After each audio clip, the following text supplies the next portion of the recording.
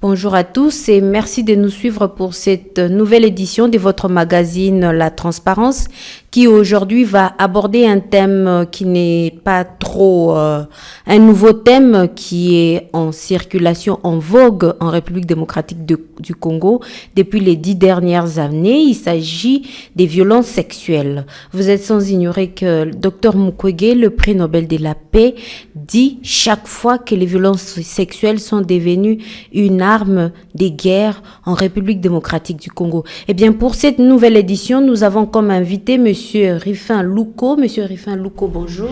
Bonjour madame et bonjour à tous nos téléspectateurs. Alors, avec Monsieur Rifin Louko, d'abord, c'est un avocat. En principe, je dois l'appeler Maître Rifin Louko.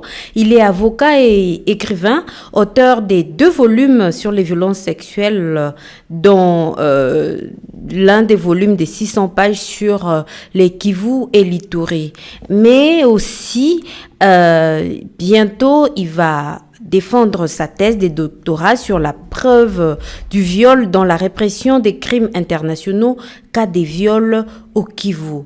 Monsieur Rifin Louko, cette thèse de doctorat que vous allez bientôt défendre, pourquoi avoir choisi ces thèmes alors que on dit qu'il n'y a pas eu, il y a certaines personnalités dans le monde qui disent qu'il n'y a pas eu crime en République démocratique du Congo? Merci madame pour la question et d'abord je vous remercie pour l'invitation.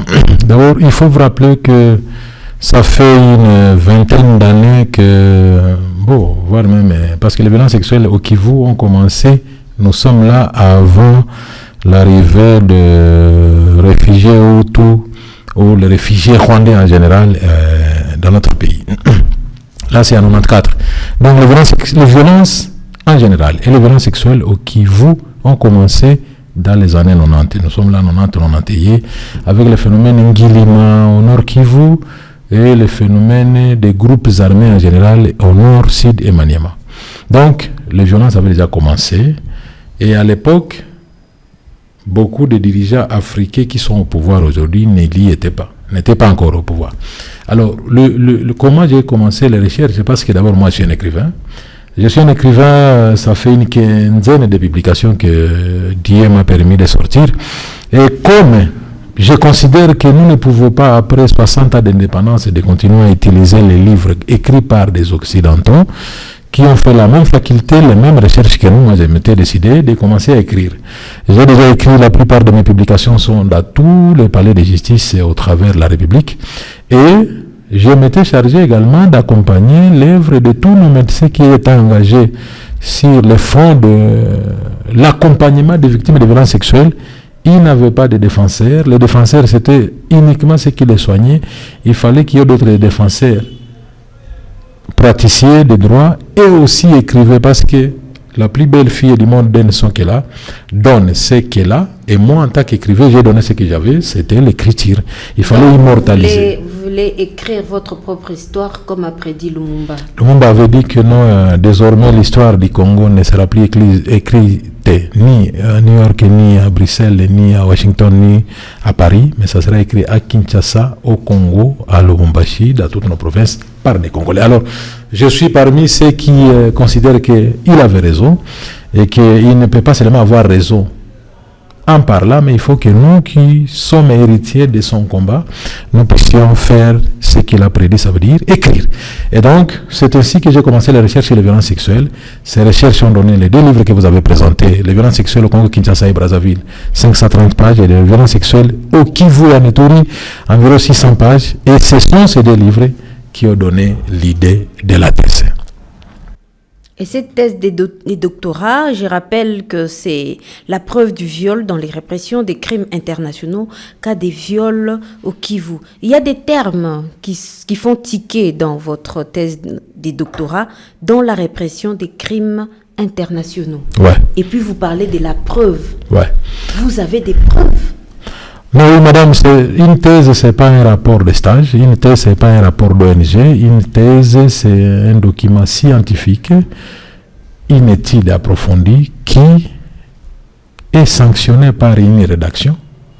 Cette rédaction-là, lorsqu'elle est soutenue, on la sanctionne et on l'appelle thèse. Et cette thèse, généralement, dans la plupart des universités, la thèse fait après la maîtrise et le doctorat, la thèse fait 5 ans de recherche. Ça, c'est la plupart des universités consacrent 5 ans de recherche pour une thèse. Moi, j'ai fait 15 ans. Donc, j'avais commencé bien avant. Je faisais mon doctorat à l'université de Kinshasa pendant que j'avais déjà fait une dizaine d'années dans la recherche sur le même thème.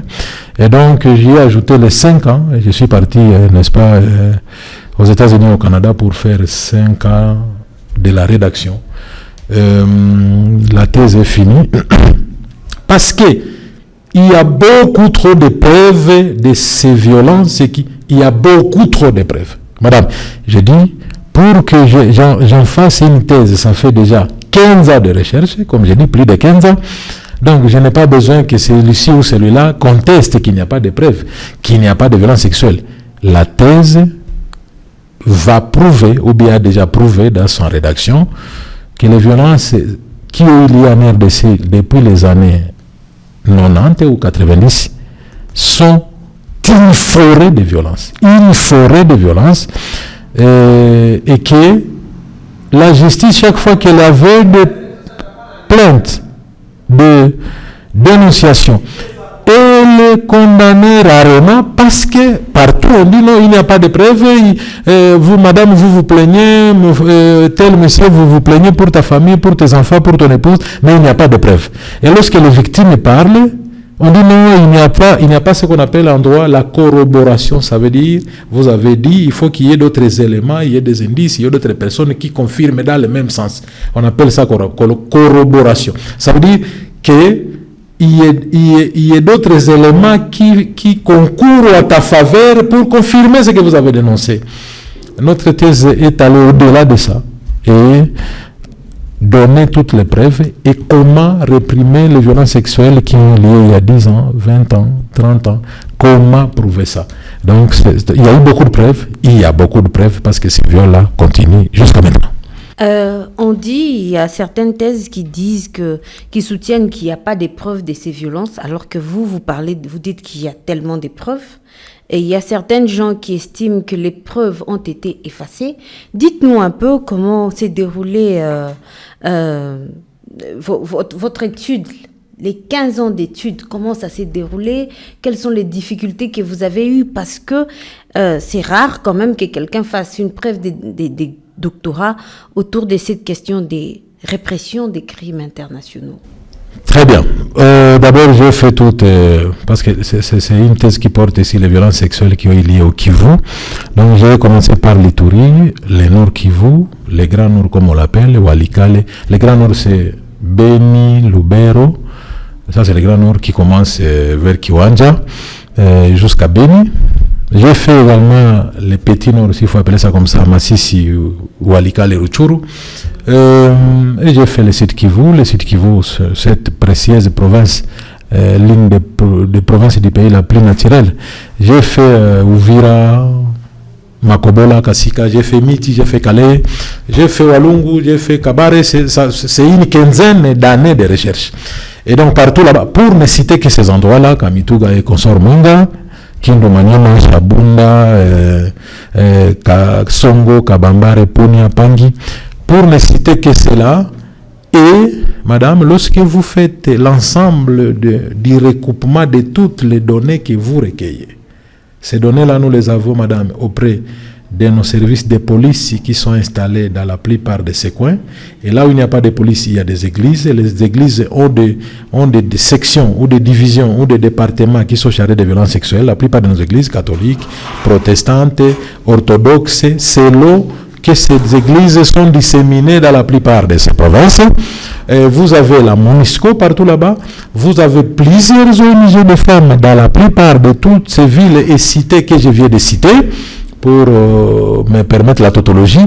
Toutes ces cités-là, toutes ces agglomérations-là ont plusieurs services qui sont autres que la justice, qui ont reçu des dénonciations, d'autres les transmettent à la police, d'autres les transmettent au parquet, d'autres les transmettent à la division des droits de l'homme des Nations Unies.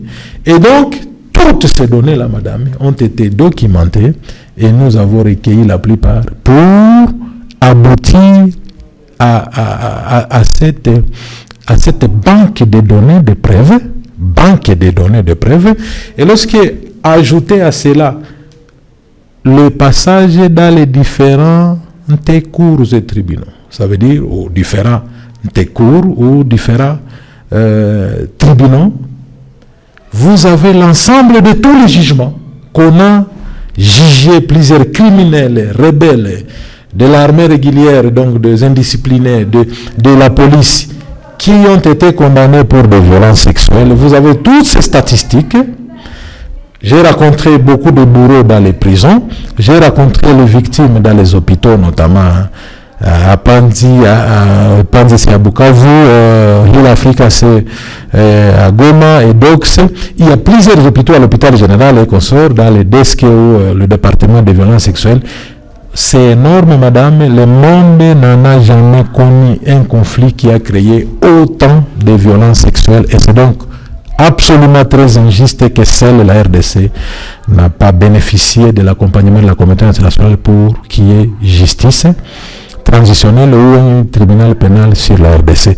L'injustice est totale. Ce qui s'est passé dans cette province, c'est-à-dire le Kivu, et en particulier aussi le Kivu, mérite absolument que une justice soit rendue aux victimes, et elles sont nombreuses. Ces violences ont commencé il y a plus de 20 ans maintenant, et qu'elles continuent. Il faut absolument, et elles continuent uniquement, ces violences continuent jusqu'à ce jour uniquement parce que ceux qui ont violé hier, avant-hier, n'ont pas été sanctionnés. Ce sont les mêmes qui ont continué ces violences-là, ont envoyé leurs caporaux devenir des officiers pour continuer à perpétuer la même chose. Donc l'impunité est l'un des pignons essentiels qui alimentent la poursuite des violences en RDC, en particulier au Kivu. En 15 ans, pouvez-vous nous dire pourquoi il y a eu autant de viols? Ah voilà. Et il y a eu autant de viols, madame, principalement parce qu'il y avait des groupes armés qui étaient chargés de véhiculer, de propager l'humiliation du peuple congolais, notamment par les meurtres massifs et en particulier des meurtres accompagnés par des viols. Il y a eu donc des groupes armés qui ont été chargés de ces choses-là. Donc ça n'a pas été des accidents comme ça se fait dans la plupart des guerres, donc c'est-à-dire des violences sexuelles qui viennent accidentellement. Celles qui se commettent au Kivu, selon toutes nos recherches et toutes les sources, ont été téléguidées, télécommandées, entretenues. Des cohortes de bandes armées ont été envoyées dans des villages, dans des cités, dans des agglomérations pour véhiculer ces viols cruels, ces viols armes de guerre, parce qu'on a voulu, entre autres, humilier les Zaïrois, comme on les appelait, notamment en accompagnant ces humiliations-là par les violences sexuelles, parce que ça se commettait, la plupart des cas, devant les enfants, devant ton mari, devant ta femme, devant le voisin, devant les villageois, et ça se commettait soit par des gens malades. Et lorsque vous voyez tout ce que nous avons documenté, c'est donc des violences qui se commettent d'une manière abjecte. Donc ça sort du cadre des violences qui sont exercées pour des libidos sexuels. Les violences sexuelles, généralement, au départ, c'était pour exercer des libidos sexuels que la démarche visant un consentement donné n'a pas abouti. Cette démarche n'a pas abouti, vous usez des violences pour accéder aux jouissances sexuelles. Celles qui se commettent depuis il y a 20 ans et plus en RDC sont des violences sexuelles qui n'ont rien à voir avec les rapports sexuels, qui n'ont rien à voir avec la satisfaction sexuelle. Ce sont des violences généralement pour humilier, pour détruire des familles et pour désarticuler la société congolaise.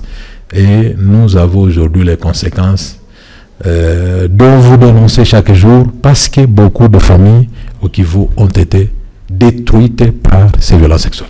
Mais puisque vous dites que ce sont des violences qui ont été téléguidées, À quoi peut servir ces violences-là téléguidées? C'est quoi l'objectif de téléguider des violences? Des violences, c'est pour assujettir un peuple. Assujettir, ça veut dire, madame, c'est pour vous prendre dans une position d'abaissement pendant longtemps. Voilà les violences chez nous, on fait plus de 20 ans. Donc, ils ont commencé et ils ont abouti. Donc, ça dit l'objectif a abouti. Nous sommes maintenus en abaissement. Lorsqu'on touche votre femme, lorsqu'on touche tes enfants à ta présence, madame, vous devenez tout homme, quelle que soit ta force, même si tu es pharaon, lorsqu'on viole ta femme et les enfants, vous devenez humilié, madame. Donc, vous devenez dégradé, vous devenez dégalonné. Vous n'êtes plus un homme. Parce que c'est l'homme qui est chargé de défendre sa famille. Lorsqu'on exerce des violences sexuelles, pendant que vous êtes neutralisé, incapable de la défendre, vous sortez de cette épreuve et a perdu et la tête, et les pieds, et les jambes, et toute nature humaine à toi, tu deviens un animal marchand, tu deviens un mort vivant, parce qu'on a détruit l'essentiel de toi. C'est pourquoi tu as tous ces problèmes au Kivu. Les gens ne résistent plus parce qu'ils ont une sorte de fatalité par rapport aux conséquences de ces violences sexuelles qui ont été exercées d'abord dans les 5 premières années. Aujourd'hui, ça fait 20 ans et plus et ça continue. Donc, vous soutenez la thèse du docteur Denis Mukwege qui dit que les viols sont utilisés comme armes de guerre en République démocratique. Le docteur Denis Mukwege, c'est juste un expert qui est une porte-voix. Il a juste eu le courage d'exprimer ce qu'on appelle le sujet d'un mécontentement général. Docteur Mukwege n'est pas un défunt, n'est pas un prophète. Il est un Congolais qui a été à la place qu'il faut, au moment qu'il faut, et qui a dénoncé le sujet d'un mécontentement général. Le sujet qui a écrasé tout le monde, et personne ne parlait, parce que la plupart étaient déjà humiliés, anéantis. Docteur Mukwege a été le seul. Donc, ce qu'il fait là, chaque jour, dans les médias, dans des conférences, dans des forums, dans des congrès, c'est ce que nous faisons également dans la recherche. Donc, les soutenir, je ne sais pas si c'est le mot. Il faut plutôt peut-être parler de faire la même démarche, sauf que lui est dans la santé, moi je suis dans l'écriture, moi je suis dans les juridiques, moi je suis dans la recherche des preuves. Lui est dans la santé, c'est-à-dire lui prend en charge les victimes, il les accompagne et nous faisons la recherche pour qu'il y ait des éléments de preuve, pour qu'il y ait des documents qui vont aider les juges demain, les enquêteurs demain, à savoir comment on peut prouver les viols, surtout lorsqu'il y a 5 ans, il y a 10 ans, il y a 20 ans. Comment prouver ce viol? Lorsqu'on dit on a effacé les traces, madame, si on vous dit qu'on a effacé les traces, ça veut dire qu'on considère que la preuve est seulement littérale, c'est-à-dire la preuve matérielle. C'est ces preuves matérielles-là qu'on efface. Mais les autres moyens, la preuve, il n'y a pas. Lorsqu'un homme politique disait que non, pièce contre pièce, la preuve n'est pas seulement une pièce. Il y a d'autres moyens de preuve. Les praticiens savent qu'il y a d'autres moyens de preuve. Il n'y a pas que les documents, il n'y a pas que ce que vous avez à main comme preuve. Il y a d'autres moyens de preuve qui sont nombreux, ces moyens. Il n'y a pas que les documents matériels. Il n'y a pas que les caleçons. Il n'y a pas que la jupe qui a été déchirée. Il n'y a pas que le pantalon. Il n'y a pas que le pagne qui a été déchiré. Il y a d'autres moyens de preuve en matière de violence sexuelle. Et ces preuves-là existent encore. Il a suffi seulement de creuser davantage et pour les mettre à nu et les mettre à la disposition de tous les autres chercheurs demain et après-demain. Mais puisque vous dites qu'il y a d'autres moyens de preuve, pourquoi la justice tarde toujours à venir? Mais la justice ne tarde pas. Elle a été rendue pour certaines causes, pour certains cas. La justice a été rendue, madame. Il y a eu des députés qui ont été condamnés ici. Il y a des colonels qui ont été condamnés ici, des majors, des chefs de guerre ont été condamnés ici. N'oubliez pas que la cour militaire de Sud Kivu a été l'une des meilleures cours militaires de la RDC en matière de violence sexuelle. Et le taux de répression de la cour militaire de Sud Kivu est à plus de 70%. De répression, ça veut dire lorsque vous donnez les cas de procès qui sont arrivés à la justice militaire et les cas de ceux qui ont été acquittés, ceux qui ont été condamnés, c'est plus de 70% la cour militaire de Sud Kivu a condamné. Et à de lourdes peines. La cour militaire décide qu'il va même condamner des rebelles, des démés. Hier, il était condamné, il était sous le drapeau et il est devenu général ou colonel alors qu'il avait été condamné comme major, comme capitaine. Et il a ce grade-là, après avoir été condamné, il n'a jamais purgé la peine. Il n'a jamais entré en prison. La justice aussi qui vous sait que tel colonel, tel major est condamné par nous pour avoir violé dans la brousse, dans le village, dans les garnisons et même sur la voie publique. Ils ont été condamnés et ils sont en train de se la couler douce dans des garnisons militaires alors que ce sont des repris de justice. Donc la justice a fait son travail, madame, mais elle ne l'a pas fait suffisamment par rapport aux nombreux cas qui ont été dénoncés. Et lorsqu'on voit le taux de la justice par rapport aux de nombreux cas, on sait que c'est moindre. Et la plupart des cas où on n'a pas condamné, on a dit qu'il n'y avait pas de preuves. Et c'est à cause de ces besoins-là de réunir des preuves que nous avons approfondi la question pour que notre étude puisse constituer une plateforme en fait d'aider les praticiens que désormais voici les autres moyens de preuve spécifiques aux violences sexuelles qui vont aider que la justice ne puisse plus acquitter des gens uniquement parce que on a dit qu'il n'y a pas de preuves parce que les moyens de preuve sont Nous avançons lentement mais sûrement vers la fin de notre émission, Maître Rufin Louko. Parlons des justices transitionnelles. On parle des justices transitionnelles pour le Congo. Jusque-là, pourquoi ça tarde à venir? Vous avez d'autres moyens d'épreuve. Vous avez fait 15 ans d'études. Ce n'est quand même pas peu. Qu'est-ce qu'il faut pour que finalement le processus sur la justice transitionnelle puisse aboutir en République démocratique du Congo? Bon, je crois que le docteur Mukwege l'a dit plusieurs fois. La communauté internationale ne veut pas qu'il y ait justice au Congo parce qu'il y a beaucoup déjà que une certaine communauté internationale a utilisé dans ces violences sexuelles et que si on les arrête, si on les juge, la machine va remonter d'où est venue la source. Regardez seulement le seul fait qu'on a condamné Thomas Lubanga d'abord qui était le chef politique et on a condamné son chef militaire qui était Jean Bosco Taganda. Ils ont cité beaucoup de noms des autorités politiques des différents pays. Et donc, la communauté internationale sait que si l'on juge sous ces personnes-là, la machine va remonter à la source, donc des instigateurs véritables. Donc, il n'y a pas de justice au Congo parce que la communauté internationale a bloqué. Donc, il ne faut pas qu'on continue à se cacher, à se voiler la face. Il n'y a pas de justice au Congo parce qu'on nous traite comme des sous-hommes, comme il n'y a pas droit aux mêmes valeurs, aux mêmes traitements, aux mêmes avantages, surtout aux mêmes droits que toutes les autres nations du monde. Nous sommes partis de la communauté internationale. Le fait de faire le deux poids deux mesures entre Congolais et Ougandais, Congolais et Burundais, Congolais et Brazzavillois, Congolais et Angolais, ces deux poids deux mesures-là est inacceptable. Lorsqu'il s'agit d'un Angolais, la communauté internationale se dresse rapidement. Lorsqu'il s'agit d'un Ougandais, mais lorsqu'il s'agit d'un Congolais, ça fait 20 ans. Madame, 20 ans. C'est donc principalement, il y a eu tribunal pénal spécial pour la Sierra Leone. La communauté internationale s'est précipitée pour donner les moyens et pour créer ce tribunal. Il y a eu tribunal, le premier c'était le tribunal de Nuremberg pour sanctionner les criminels de guerre de la Première Guerre mondiale, la Deuxième Guerre mondiale, madame. Il y a eu des moyens. Il y a un tribunal pénal spécial pour le Liban. Il y a eu des moyens. Il y a eu un tribunal pénal spécial pour l'ex-Yougoslavie, madame, pour juger les Slobodan de Milosevic et tous les autres. Il y a eu des moyens. Actuellement, des informations qu'on a reçues, des gens ont réuni le moyen pour qu'on ne puisse pas effacer toutes les traces en Irak et en Afghanistan. Il y a des moyens.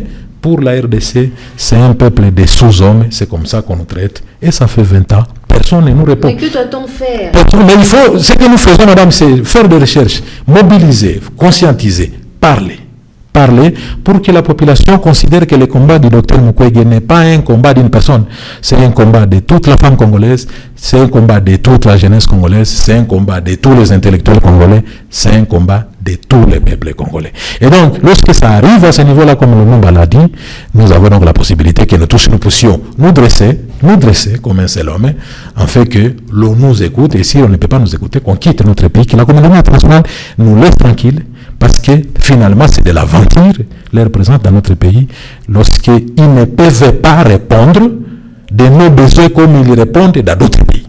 Donc leur présence ici devient de plus en plus et absolument inutile, et donc ils doivent nous laisser faire nos affaires, nous seuls, et nous briller. Et je crois que peut-être s'ils se retirent, les violences s'arrêteront parce que les groupes armés ne s'arrêtent pas, parce qu'entre autres on considère, selon une certaine opinion, que une certaine communauté internationale est impliquée en fait que la guerre ne se termina pas en RDC. Merci, c'est par cet appel au peuple congolais du maître Rufin Luco qui demande aux Congolais de s'élever comme un seul homme afin d'obtenir cette justice transitionnelle. Sinon, la communauté internationale doit partir. Merci et continuez de nous suivre sur www.svenmediab.info et ici à Bukavu, il suffit de capter 89.3 MHz. Nous avons aujourd'hui reçu maître Rufin Luco qui est un avocat et écrivain. Merci beaucoup, maître Rufin. Je vous remercie, madame, pour cette invitation et je considère que ça ne sera pas la dernière. Merci.